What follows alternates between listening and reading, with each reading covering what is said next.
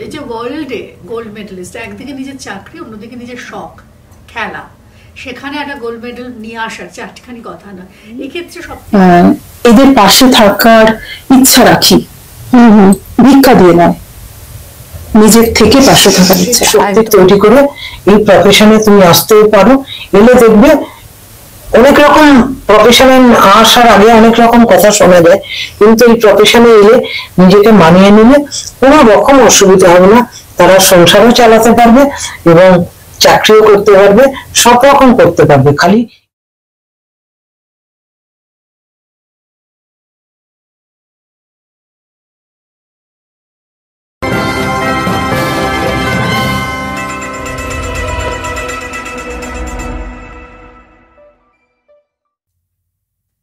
জনতার কণ্ঠে আপনাদের সবাইকে স্বাগত। আমি কবিতা সোনালী।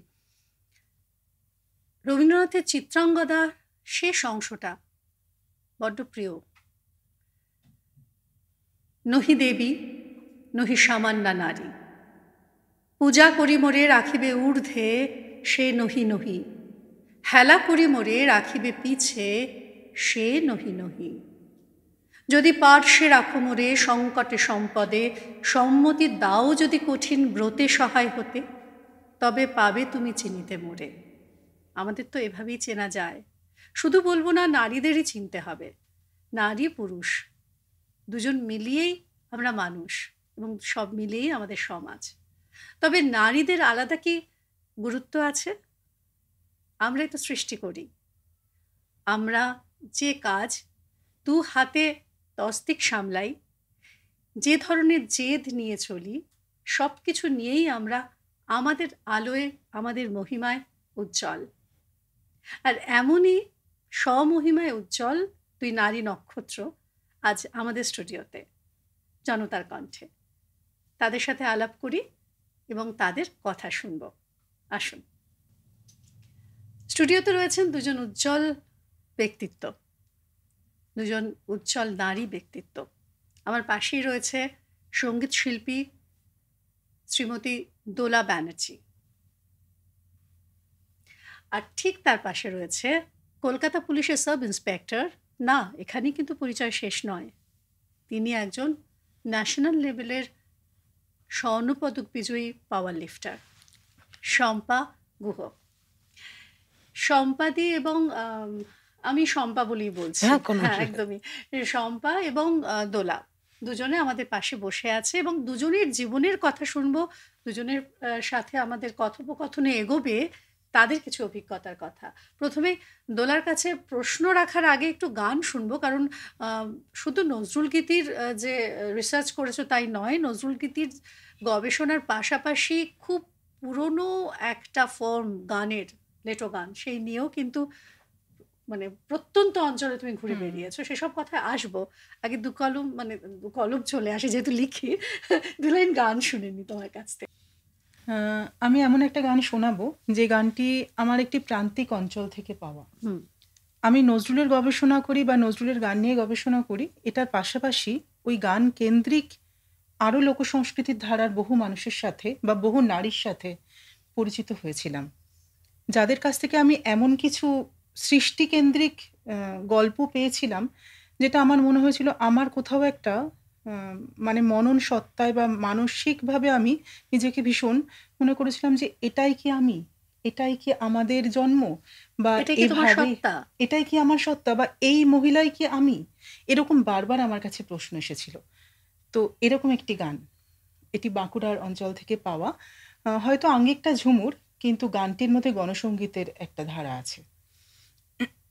যেমন, আমি ধান কাটেলাম ধান বাঁধেলাম আমার সাকই, বাবুর ঘরে ধান তুললাম নেপয় মারে দই, আহা নেপয় মারে দই।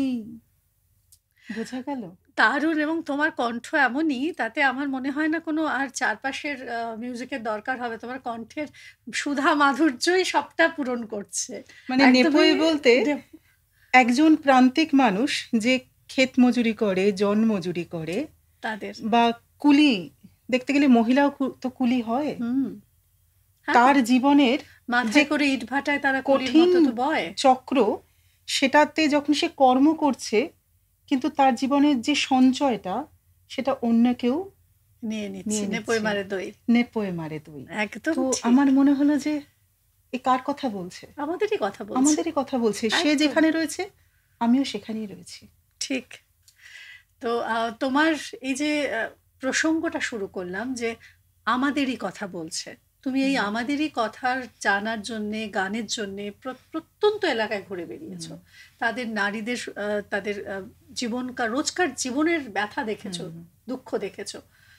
তোমার জীবনের এমন কোন ব্যথার সাথে, কোন দুঃখের সাথে এই ম্যাচিংটা হয়ে যায় বলে মনে করো যে না, আমি তো এরকমই কষ্ট পেয়েছি, যে এই সাধারণ মেয়েটা কষ্ট পেয়েছে। কোথাও যেন এক প্ল্যাটফর্মে এসে দুটো একাকার হয়ে যায়, এমন কিছু কথা? হ্যাঁ, হয়। আসলেই আমি তো মফস্বলে বেড়ে ওঠা মেয়ে। এই যে কলকাতা শহরের ঝাঁ চকচকে একটা রূপ আছে, সেখানের যে মানুষ আর মফস্বলের যে জার্নিটা, তার একটু পার্থক্য আছে। কারণ আমাদের প্রতিদিন, আমার অভিজ্ঞতায়, আমি 7:25 কাটোয়া ধরতাম চুঁচুড়া থেকে, আবার রাত্রিবেলা মালদা টাউন ধরতাম, সেটা 10টা 16। তো এটা কিন্তু আমার জার্নি, এটা 14 বছর। তো এই 14 বছরের এই জার্নিটা করার পরে আমি যা শিখেছিলাম, যে মানুষদের সাথে পরিচিত হয়েছিলাম, যে গুরুর সাথে আমি নিজের সাথে মিলিয়েছিলাম, এখনও আমি গুরু ঘরে বসে গান করি, পায়ের কাছে বসে, যেটা এখন আর অভ্যেস নয়। তো আমার মনে হয় এটা আমার মধ্যে থাকুক, এইটাই আমি আমার স্টুডেন্টদেরও দিই। আমার মনে হয়েছে কোথাও যে আমি যেমন এই শ্রমটা করছি, এটাও তো একটা শ্রম ছিল শেখার জন্য। তো আমি প্রত্যেকটা দিন লেডিস কামরায় এরকম কয়েকশো মানুষ, কয়েক হাজার নারীদের দেখতাম যুদ্ধ করতে, যারা যুদ্ধ করছে, এবং বিভিন্ন বয়সের। এবং এই যুদ্ধ করাটা আমার কাছে এতটা মানে ইন্সপিরেশন ছিল। আমার মনে হতো আমার মাথার ছাদ আছে, গায়ে দামি শাড়ি আছে, আমার ব্যাংকে কিছু না হলেও কিছু তো আছে, আমার মা বাবার একটা, হ্যাঁ, মা বাবার একটা বিরাট পরিচয় আছে, আমি কত লাকি। আমার মনে হতো আমি কতটা লাকি। আর যারা শুধুমাত্র আলতা সিঁদুরের খাপ ভর্তি করার জন্য পিঠে একটা ব্যাগ, একটা 1.5 বছরের বাচ্চা হাতে, তাকে নিয়ে সারা দিন মানে জার্নি করছে, সকাল এবং রাত্রিরে। আমরা কিন্তু সেম ট্রেনে ফিরতাম। আমার মনে হতো যে আমি তো অনেক লাকি, আমার সব আছে, আমি এটা আমার শখে করছি। তখন আমার নিজেকে খুব ছোট লাগতো। মনে হতো যে আজকের দিনটা আমি কার জন্য করছি? আমি নিজের জন্য করছি, আর এ শুধুমাত্র গ্রাসাচ্ছাদনের জন্য করছে। আমার নিজেকে খুব ছোট লাগতো সেখানে। মনে হতো আমার শখটার কোনো মূল্য নেই, কারণ আমি এটা জাস্ট পয়সা দিলেই পেয়ে যাব, পয়সা দিলেই এটা আমার হাতের কাছে চলে আসবে, এর হাতে সেটা নেই। তো তখন আমার মনে হতো যে আমি এদের পাশে থাকার ইচ্ছা রাখি, ভিক্ষা দিয়ে নয়, নিজের থেকে পাশে থাকার ইচ্ছা রাখি। একদমই। এবং কোথাও মানুষ যখন শিল্পী হিসেবেও একটা অন্য, এই প্রসঙ্গে একটা অন্য আঙ্গিকে কথা বলি, শিল্পী হিসেবেও কিন্তু এই গ্রাসাচ্ছাদন যেটা বলছে, রোজকার দিনের আমাদের সংগ্রাম, এটাও কিন্তু যারা শুধু গান নিয়ে বা শুধু এই কাজ নিয়ে বেঁচে আছি আমরা, আমাদের কিন্তু এটা রোজকার সংগ্রাম। রোজকার, অনেকে সেটা বোঝে না। এটাও অভিজ্ঞতা আমার হয়েছিল। আগের বছর ফ্লাইটে বম্বে যাচ্ছি অনুষ্ঠান করতে, আমার পাশেই একজন ভদ্রমহিলা বসে আছেন। তোমার এই গল্পটা আমি শুনবো, আসছি। তার আগে আমি আগে শম্পার কাছে যাই, কারণ আমার মানে এই যে তোমার শিল্পবোধের সাথে সাথে যে একটা অনুভূতি, একটা আবেগ জড়িয়ে আছে, এই আবেগ দিয়ে তুমি যে পৃথিবীটাকে দেখো, তার থেকে কঠিন ঘোর বাস্তব পৃথিবীটাকে বোধহয় শম্পা দেখে, তাই না?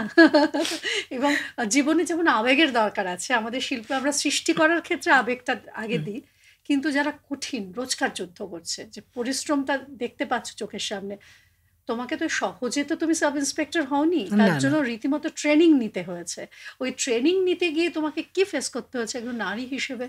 না, একটা নারী হিসেবে যখনই পুলিশের চাকরি পেয়েছি, অনেকেই অনেক সময় বলেছে, ও মেয়ে পুলিশে চাকরি করে। কারণ অনেকেই জানো তো আমাদের সমাজে ভয় পায়, না না মেয়েকে পুলিশের ট্রেনিং এ পাঠাবো, কি জানি কি, হ্যাঁ, বিয়েটা হবে না, এ হবে না, ঝামেলা হবে। তা আমার বাড়িতে বাবা মার খুব সাপোর্ট ছিল আমি পুলিশে চাকরি করব, কারণ আমার বাড়িতে সবাই স্কুল টিচার, 2-1 গেজেটেড অফিসার। তা মা খালি এইটাই বলেছিল, তুই লেখাপড়া করে যা, চাকরি তো যেরাম ইচ্ছে সেরাম করবি। তা আমার ইচ্ছে ছিল আমি খেলাধুলো যেহেতু করি, আমি একটা টাফ জবে জয়েন করব এবং নিত্য নতুন মানুষের সাথে যাতে যোগাযোগ হয়। কারণ একটা স্কুল টিচার হলো বা একটা অন্য কিছু জবে হলাম, সবসময় কিন্তু বিভিন্ন রকম পরিস্থিতির সম্মুখীন হতে হয় না, যেটা আমাদের পুলিশের হয়। সেই জন্য আমার খুব ইচ্ছে ছিল যে আমি পুলিশে জয়েন করব। তা সেটা জয়েন করেছি। এবং সব থেকে একটা জিনিস হচ্ছে এই চাকরিতে আসতে গেলে নিয়মানুবর্তিতা, সব কিছু শৃঙ্খলভাবে জীবনটাকে রাখতে হয়। মানে 6টা মানে 6টাই, 7টা মানে 7টা, 7টা এক হবে না, ঘড়ির কাঁটায় চলতে হবে, ঘড়ির কাঁটায় চলতে হবে। এই অভ্যেস যদি থাকে তাহলে কিন্তু পুলিশের চাকরিতে কোনো অসুবিধা হয় না। ডিটারমিনেশন থাকে না, আমি সমাজের এই উপকার করব, এই পুলিশ থাকাকালীন সমাজের সব রকম থাকে না, সারাক্ষণ সবটাই শুধু না, সবটাই আমরা সমাজের জন্যই দিয়ে রাখি। আমাদের দুর্গাপূজার সময় বাড়ির লোকেরা বাড়িতে বসে থাকে, কখন 5 মিনিটের জন্য বা 10 মিনিটের জন্য যদি আমি ছুটি পাই, তবে ফ্যামিলির সাথে দেখবো কখন ধরা দেবে। কিন্তু সেটা অনেক সময় হয় না। কি করে সমাজের আর বাদ বাকি লোকেরা শান্তিপূর্ণভাবে চলাফেরা করে অনুষ্ঠান করবে, এটা চলতে গিয়ে এমন কোনো সময় এসেছে যে মেয়ে হিসেবে তখন মনে হয়েছে না আজকে আমি খুব জোর বেঁচে গেলাম, মানে প্রচন্ড একটা মানে মৃত্যু হয়তো খুব মুখের সামনে থেকে বেরিয়ে গেছে, বা এমন কোনো চ্যালেঞ্জ ফেস করতে হচ্ছে এটা নারী হিসেবে তোমাকে কাঁপিয়ে দিয়েছে যে না আমি এটা কি সহ্য করছি? না, অনেক সময়ই হয়েছে যে সারা রাত ভোর কাজ করলাম, দেখা গেল পাবলিক যারা যাচ্ছে গালাগাল মন্দ করে দিয়ে চলে গেল। তখন সত্যিই নিজের খুব খারাপ লাগে যে আমরা তো এদের জন্যই কাজ করছি। এতটুকু মানুষ মাত্রই ভুল হয়, হয়তো আমারও কিছু, হয়তো সেই মুহূর্তে আমিও আমার নিজের টেম্পার ঠিক রাখতে পারিনি। যখন দেখি হয়তো দেখা গেল পুজোর প্যান্ডেলে 2 মাসের একটা বাচ্চাকে নিয়ে কোনো মা বা তার বাবা আসছে, তাকে হয়তো আমি ভিআইপি গেট দিয়ে তার কার্ড নেই ঢুকতে দিলাম না, সে 4টে গালাগাল দিল। তখন নিজের দুঃখ লাগে যে 1 বছর তো তার মা বাবা এই আনন্দটা বাড়িতে বসেই করতে পারতো, বাচ্চাটারও কষ্ট, এটা কেন বুঝলো না? কিন্তু সে বুঝলো না, সে উল্টে আমায় গালাগাল মন্দ করলো। তখন নিজেরই মনে খারাপ লাগে যে কেন এরম করলো, কেন এই হলো। আবার মনকে বোঝাই, আবার সামনে এগিয়ে যাই। চ্যালেঞ্জ সহ্য করতে হয় এভাবেই। আমি আরো কিছু প্রশ্নে আসবো, যেরকম আমার খুব জানতে ইচ্ছে করবে যে এখনকার সময় বলছে পশ্চিমবঙ্গে মেয়েরা কতটা সিকিউর বলে মনে হচ্ছে? মেয়েরা সত্যি এখন অনেক বেশি। একটু ততক্ষণে ভাবতে থাকো, আমি ততক্ষণে দোলার কাছে একটু আবেগের প্রশ্নে আসি, আবার আমি কঠিন প্রশ্নে যাব। হ্যাঁ দোলা, তোমাকে এই যে পথে প্রান্তরের গান থেকে শুরু করে ঠুমরি গজল, সমস্ত কিছু তুমি একটা নিজের ঝুলিতে রেখে নিজেকে যে প্রতিদিনকার নিজেকে তৈরি করছো, পাশাপাশি তুমি একজন সংসারীও। সংসার একদিকে, নিজের শিল্পী সত্তা, একটা নারী হিসেবে টানাপোড়েনটা কতটা যুদ্ধের? যুদ্ধটা মনে করলেই যুদ্ধের, না মনে করলে নয়। না মনে করলে নয়। কারণ শম্পার সাথে কথা বলার বা বন্ধুত্ব হওয়ার আগে আমি ওকে শেয়ার করছিলাম যে আমি পুলিশে জয়েন করার জন্য 3 মাস ব্যারাকপুরে ট্রেনিং নিয়েছিলাম। হ্যাঁ, তো ও হাসছিল। তো আমি এটা বললাম যে আমি ওখান থেকে না পালিয়ে এসেছি, কোথাও আমি থাকতে পারছিলাম না, গানটা মনের মধ্যে ধাক্কা দিচ্ছিল। তো ওটাকে তখন আমার যুদ্ধ মনে হয়নি, ওটা আমার সময় মনে হয়েছিল। হ্যাঁ, কিন্তু মনে হয়েছিল যখন আমি এটা করতে গেছিলাম তখন মনে হয়েছিল হ্যাঁ এটা আমি পেরে যাব। গেলাম, কিছু পরীক্ষা তো দিতে হয়, পরীক্ষা দিয়ে সবটাতেই পাশ করলাম, 3 মাসের ট্রেনিংও করলাম, কিন্তু তারপর মনে হলো গানের থেকে বেরিয়ে আসতে পারছি না। হ্যাঁ, আমার মনের যুদ্ধটা অনেক বাড়লো যে আমি এটার থেকে গানে অনেক বেশি খুশি হব। ঠিক। তো তখন আমার ফিরে এলে। হ্যাঁ, আমি গানে ফিরে এলাম। এবার একটু অন্য একটা প্রশ্ন করি। তুমি তো ফিরে এলে, তুমি যাও বিভিন্ন জায়গায় অনুষ্ঠান করো, তোমাকে ফেস করতে হয়নি এমন কোনো ঘটনা যেটা তোমার ক্ষেত্রে খুব খারাপ হয়েছে, বা তুমি যেটা মানে খুব খারাপ একটা ঘটনা ফেস করেছো নারী হিসেবে, যে এটা ঠিক নয়, যেহেতু আমি নারী শিল্পী সেই জন্য আমাকে এটা ফেস করতে হলো? মানে এই প্রশ্ন এসেছে কি তোমার মধ্যে?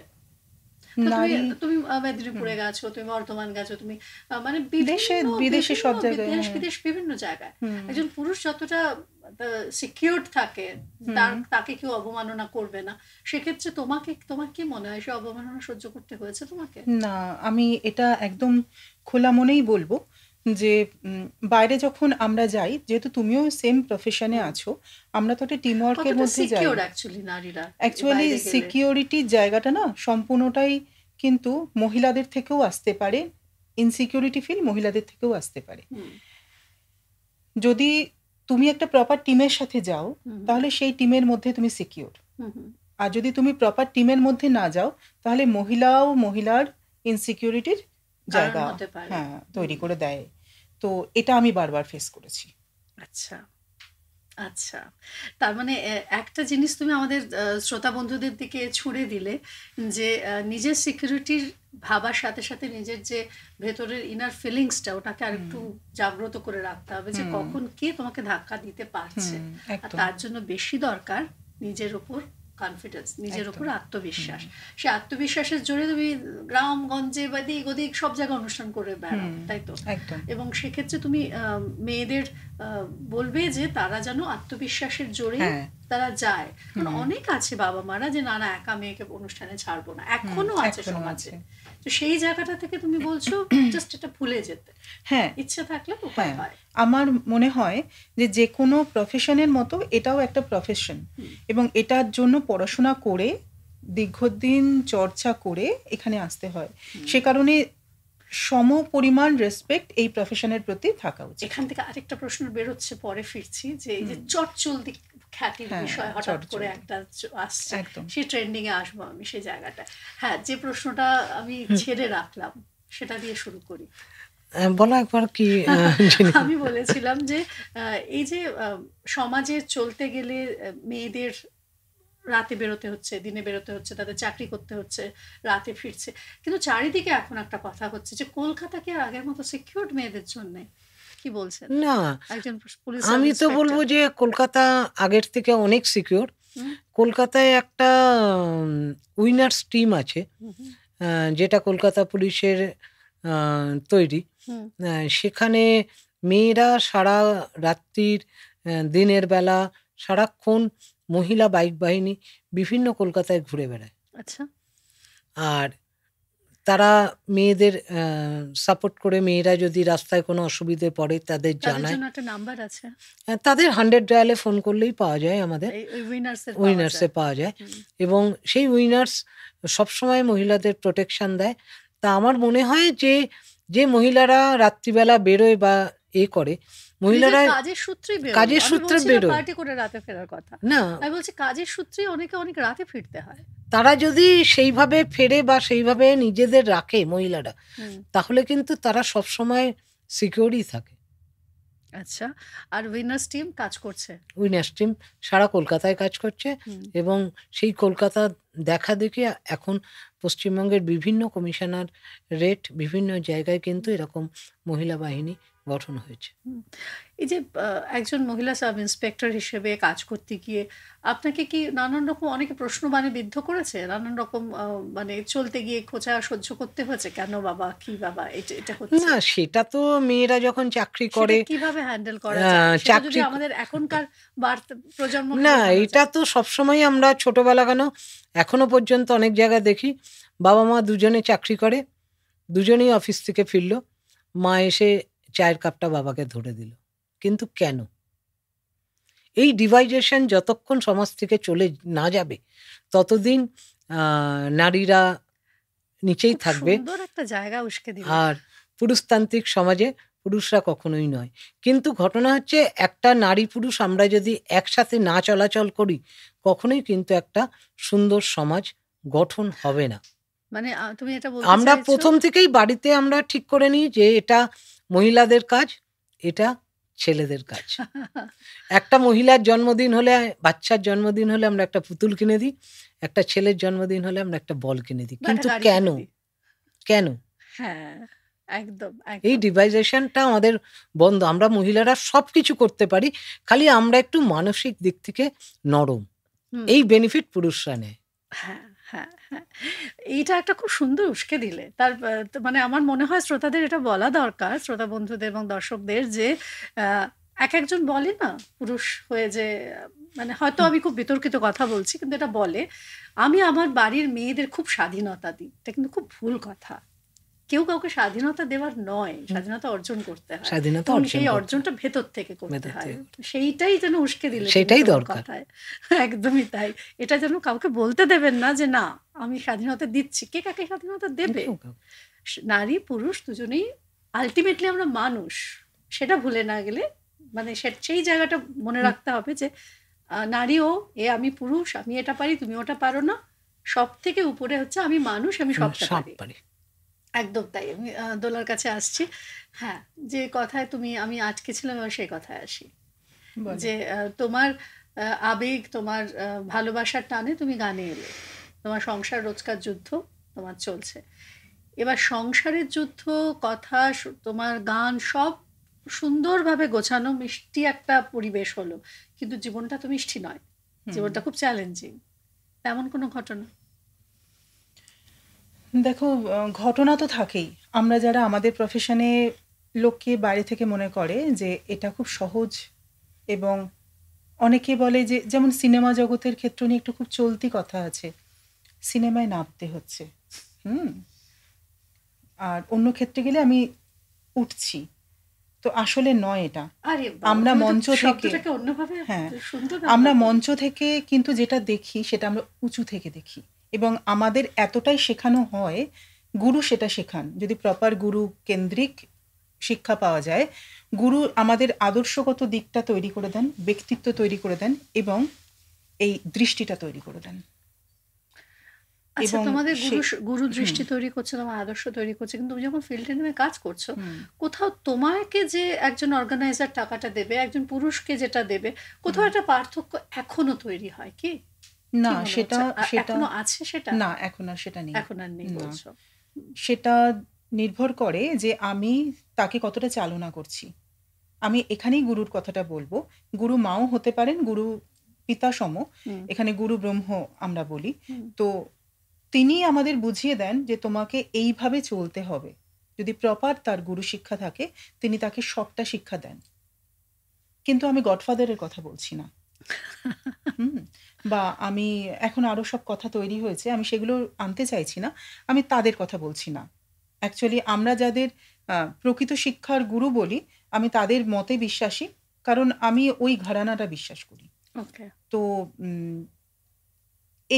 এই ক্ষেত্র নিয়ে তারা যেভাবে গান বা তাদের ওই চিন্তা ভাবনাটাকে শেয়ার করেন, সেক্ষেত্রে কিন্তু সেই ছাত্রী, যদি তার সঠিক বুদ্ধি থাকে, সে কিন্তু সেটা পড়ে নিতে পারে, আর নচেত কিন্তু তাকে ধাক্কা খেতে হয়। এবং তার কাজের প্রতি যদি সেই 100% ডেডিকেশন, সমর্পণটা থাকে, তাহলে বোধহয় সবটা ওভারকাম করা যায়। কথাতেই বলে, মানে বুদ্ধিজীবী আমরা ওই মননটা নিয়ে চলি, সামনে থেকে দেখে যদি তাকে পড়তে না পারি, আমি মঞ্চে উঠে এতজনের সামনে দাঁড়িয়ে, একা দাঁড়িয়ে, তো যুদ্ধক্ষেত্র তো ওটা আমাদের, এখানে কম্পিটিটর আমি আমার সাথে নিজে। তুমি এটা খুব সত্যি কথা বলেছো, জানো, কারণ আমরা প্রত্যেকে স্টেজে যাই এবং আমরা স্টেজ করি, সবাই আমরা স্টেজের ওপরে থাকি, নিচে দর্শক থাকে বা সামনে দর্শক থাকে, তখন কিন্তু আমি সব থেকে বড় যোদ্ধা, আমি নিজে লড়ে ফিরবো। মানুষের ইমোশনটাকে বুঝে নিয়ে আমাকে প্রেজেন্ট করতে হবে। একদম তাই।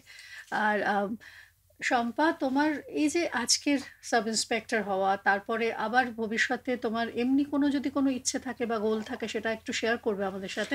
তার পাশাপাশি এমন একজন মানুষ বা এমন তাদের কথা বলো যে তোমাকে এই ফিল্ডে আসতে তোমাকে উৎসাহিত করেছে, মানে তোমার পাশে, তোমার বলে না ইন্সপায়ারিং। না, আমি প্রথমেই বলবো, আমি আন্তর্জাতিক ক্ষেত্রে গোল্ড মেডেল পেয়েছি, ওয়ার্ল্ডে গোল্ড মেডেলিস্ট আমি। এই যে ওয়ার্ল্ডে গোল্ড মেডেলিস্ট, একদিকে নিজের চাকরি, অন্যদিকে নিজের শখ খেলা, সেখানে একটা গোল্ড মেডেল নিয়ে আসার চারটিখানি কথা নয়। এক্ষেত্রে সব থেকে বড় ইন্সপায়ারিং মানে কে তোমাকে সব থেকে? আমায় সব থেকে ইন্সপায়ারিং করেছে আমার বাবা মা। ওনাদের সাপোর্ট যদি না থাকতাম, তাহলে কিন্তু আমি এত দূর আসতে পারতাম না। চাকরি পাওয়ার পর আমাকে সম্পূর্ণরূপে আমার অফিস, কলকাতা পুলিশ আমার পাশে থেকেছে, তবে আমি চাকরির সাথে খেলাধুলোটা বজায় রাখতে পেরেছি। এবং আমি যখন থেকে খেলাধুলায় এসছি বা আমার বাড়ির সাপোর্ট এরকমই ছিল, তখন কিন্তু কেউ মেয়েরা সাইকেল চালাতো না। আচ্ছা, আমি তখনকার দিনে 97, 98-এর 2000 সাল থেকে আমি কিন্তু আমার অফিস আমাকে ভরসা করে বুলেট দিয়েছে। আমি তখন থেকে কলকাতা পুলিশের বুলেট চালাই, যে মহিলা। বাহ, একদমই সত্যি, মানে এই এবং বিষয়টা আমি আমার মায়ের অপারেশন হয়েছে, আমি হসপিটালে এমনভাবেই গাড়ি চালাচ্ছি, তখন বাধ্য হয়ে 2-4টে ছেলে আমাকে বলছে যে ম্যাডাম আপনি তো বুলেটটা সাইকেলের মতন ইউজ করছেন। এবং তখন সেভারাল টাইম আমার রাস্তা আস্তে আস্তে ছেলেরা যে বলতো ম্যাডাম সত্যি খুব ভাল লাগে, আপনি যে বুলেট চালিয়ে যান একটা মেয়ে, এটা আমরা খুব গর্ববোধ করি। বাহ, বুলেট চালিয়ে বুলেট নারী, একদম পুরো মানে লৌহ মানবী যেটা বলে। তো এই যে রাত দিন আপনাদের বেরিয়ে যেতে হয় নিজের কাজের সূত্র ধরে, নানান রকম চ্যালেঞ্জ ফেস করতে হয়, এমন কোনো ঘটনা যেটা আপনাকে নাড়িয়েছে? হ্যাঁ, কিছু কিছু ঘটনা অনেক সময়ই আমাদের অ্যাডজাস্ট করতে হয়, যে ঘটনাগুলো আমাদের খারাপ লাগে। যে আগে যেমন আমাদের উইনার্স বিভিন্ন পার্কে ঘুরে ঘুরে বিভিন্ন রকম কার্যকলাপ হতো, সেই কার্যকলাপগুলো সারপ্রাইজ ভিজিটে অনেক কিছু কমে গেছে। এটা আমাদের সব থেকে পাওনা, কিন্তু সেটাই এই মুহূর্তে সেইভাবে ভেঙে বলা সম্ভব নয় কি কি কার্যকলাপ। তা সেইগুলো এখন কিন্তু কলকাতা থেকে সব চলেও গেছে। আচ্ছা, মানে অনেকটাই এখন কন্ট্রোল বলছেন সব পুরো বিষয়টা নিয়ে, খুব ভালো। আমাদের শেষের পর্যায়ে আসার আগে আর কি এক দুকলি গান শোনাবে তুমি? শোনাও। ভালো লাগছে। ভালো আর লাগছে। শম্পাকে একটা কথা বলবো যে আমরা দুজনেই ইচ্ছা রাখি তোমার বুলেটে চাপার। তুই অবশ্যই চাপাবো। আমি তো গাড়ি চালাতে বুলেট পারবো, এই বয়স অব্দি পারলাম না, কোথাও পেছনে বসে একটু শখ পূরণ করি। না, সবসময় তো ছেলেদের পেছনে বসা হয়, এটা একটা মেয়ের পেছনে। একদম মেয়ে বলে নয়, সেফ এন্ড সিকিউর। আর মেয়েরা যেটা পারে সেটা আমি বলবো, আমি ছেলেদের চ্যালেঞ্জ করেই বলবো, তারা অতটা সবটা পারবে না, কারণ আমরা মাল্টিটাস্কার হই। না, তোমায় একটা ছোট ঘটনা বলি। আমার বাড়িতে না বাবার 2টো মেয়ে, তা বাবা আমায় কোনোদিনই শেখায়নি যে তুমি এইটা করো না। তা মজা হতো, বাবা আমাকে ক্রিকেটের ব্যাট, ফুটবল সবকিছু কিনে দিত। আর পাড়ায় ছেলে বেশি, ছেলেরা খেলতো, কিন্তু তাদের তো বাবা মা সবসময় ব্যাট বল কিনে দিত না, কিন্তু আমায় খেলতে নেবে না, আমি মেয়ে বলে। তা আমি গিয়ে ওদের বলতাম, দেখ ভাই, আমার যদি ব্যাট নিতে হয়, বল নিতে হয়, তাহলে আমায় খেলতে নিতে হবে তোদের। তাহলে ওরা বাধ্য হয়ে আমায় তখন নিত।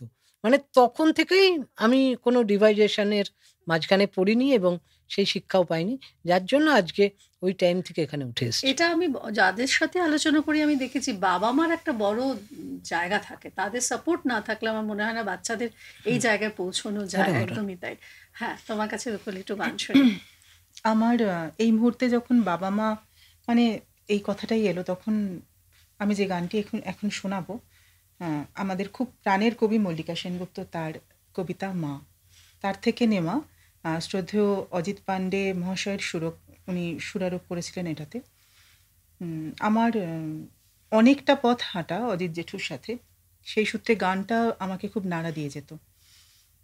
শোনাই। মা আমার আলো আধার, মা আমার স্বপ্নে আঁকা,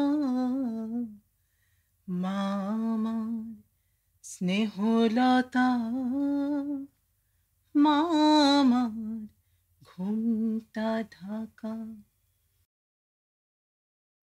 মা আমার দিনানি পাত, মা আমার রান্না বাড়ি, মা আমার চোখের ভাষা, মা আমার তাঁতের শাড়ি, মা আমার অন্ধ আশা, মা আমার অন্ধ আশা, মা গো মা বাংলা ভাষা, মা গো মা বাংলা ভাষা, মা গো মা বাংলা ভাষা। ভাষা মানে তুমি আমি, ভাষা মানে বাংলা, ভাষা মানে বরাকর থেকে ভাত জাংলা, এটাও মল্লিকা সেনগুপ্তেরই লেখা। তোমার এই বাংলা ভাষার সূত্র ধরেই দুটো লাইন বললাম। 21শে ফেব্রুয়ারি উপলক্ষে এই গানটা, কবিতাটি উনি লিখেছিলেন। এটাও 21শে ফেব্রুয়ারির উপলক্ষে লেখা। তো মল্লিকা সেনগুপ্তের কথাই প্রসঙ্গে তোমার গানটা শেষ হলো, তাই আমি দুটো লাইন বললাম। মা, বাংলা ভাষা, ভুবন, আমাদের বেঁচে থাকা, আমাদের ভূমি, আমাদের জমি আমাদের তৈরি করে। আর মা তো নারী, আমরাই মা, আমরাই নারী, এবং আমরাই নিজেদের দুর্গার রূপের সাথে নিজেদেরকে তুলনা করি, যদিও আমাদের 2 হাতে 10 হাতের কাজ সামলাতে হয়, তাই তো? সেক্ষেত্রে কীরকম করে বাড়ি ঘর সব সামলে তোমাকে তোমার কাজ সামলাতে হচ্ছে রোজকার যুদ্ধে? না, সেটা কোনো অসুবিধা হয় না, একটা শিডিউল মেনটেন করা হয়। এবং অরিজিনাল কি হয়, বাড়িতে যখন থাকি তখন বাড়ির মতন, যখন অফিস পৌঁছে গেলাম বাড়িতে যদি ঝগড়াও হয় বা মায়ের সাথে ঝামেলাও হয়, সেটা বক্স বন্ধ, অফিসের কাজ হয়। তার কারণ কোনো কিছুরই প্রভাব এখানের জিনিস ওখানে প্রভাব পড়ে না, ওখানের জিনিস ওখানে প্রভাব পড়ে না। আবার যখন খেলার ময়দানে গিয়ে প্র্যাকটিস শুরু করা হয় তখন দুটো সুইচ অফ, ওই সুইচটা অন, হয়ে যায়। এইভাবে চললে আমাদের কিন্তু কোনো অসুবিধেই হয় না। আচ্ছা, আর আমাদের এখনকার প্রজন্মের নারীদের বা মেয়েদের এই প্রফেশনে আসতে গিয়ে কি মানে অনেকে ভয় পায় যে না কেন, না এটা ঠিক কিনা, সেই প্রসঙ্গে কি বার্তা দেবে তুমি? না, ভয় পাওয়ার কিছু নেই। নিজের মানসিক শক্তি তৈরি করে এই প্রফেশনে তুমি আসতে পারো, এলে দেখবে অনেক রকম প্রফেশনে আসার আগে অনেক রকম কথা শোনা যায়, কিন্তু এই প্রফেশনে এলে নিজেকে মানিয়ে নিলে কোনো রকম অসুবিধা হবে না। তারা সংসারও চালাতে পারবে এবং চাকরিও করতে পারবে, সব রকম করতে পারবে। খালি এসে একবার দেখা দরকার, দূর থেকে ইচ্ছেটা থাকলে উপায়টা ঠিক বার করা যাবে। আর একটু খুব মানে এখনকার একটা টার্ম আছে, খুব ল্যাথ খাচ্ছি আমরা, ওটা খেলে চলবে না? ল্যাথ খেলে কোনো কাজই হবে না, ভাগ্য শুয়েই থাকবে। ভাগ্য শুয়েই থাকবে। আর শুধু তাই না, ভয় পেলেও চলবে না।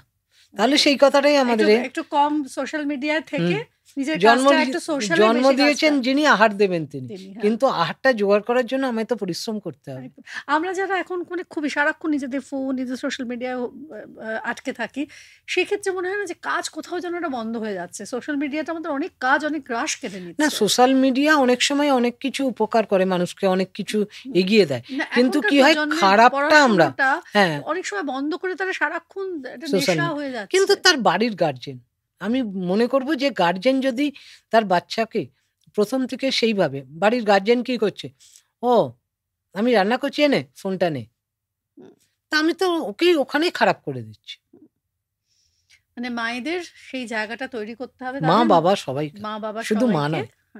আমাদের খেলার মাঠটা হারিয়ে গিয়ে আমাদের মোবাইলের মাঠটা এগিয়ে এসছে, এবং বাবা দুজনকেই দেখতে হবে, তার এগিয়ে আসতে পুরুষ হবে, তার মানে মেয়ে হোক ছেলে হোক, যে সন্তানই হোক না কেন, তাকে আগে শরীর গঠন করতে হবে। শরীর গঠন হলে আমি সমাজে একটা সুস্থ নাগরিক পাবো, এবং সে যেদিকে চাইবে সেদিকে যেতে পারবে। তাহলে আপনি বলছেন যে পুলিশে এলে তাদের মানে সেই জায়গাটা খুবই সিকিউর, তাদের কোনো চাপ নেই? না, কোনো চাপ নেই, চাপ মনে করলেই চাপ। আচ্ছা, কারণ অনেকেই এটা একটা সাধারণত প্রশ্ন করে যে না বাবা অনেক করাপশন, অনেক এই হচ্ছে, অনেক সেই হচ্ছে। না, করাপশন কিছু নেই, কোনো কিছুই নেই, না, কোনো কিছু নেই, নির্দ্বিধায় আসতে পারে। দোলা, কি বলবে তুমি আমাদের এখনকার প্রজন্মের যারা গায়িকা হতে চায়, যারা মঞ্চে আসতে চায়, তাদের নিয়ে? আমার মনে হয় চটজলদি শিক্ষার একটা খারাপ সময় আমরা দেখছি।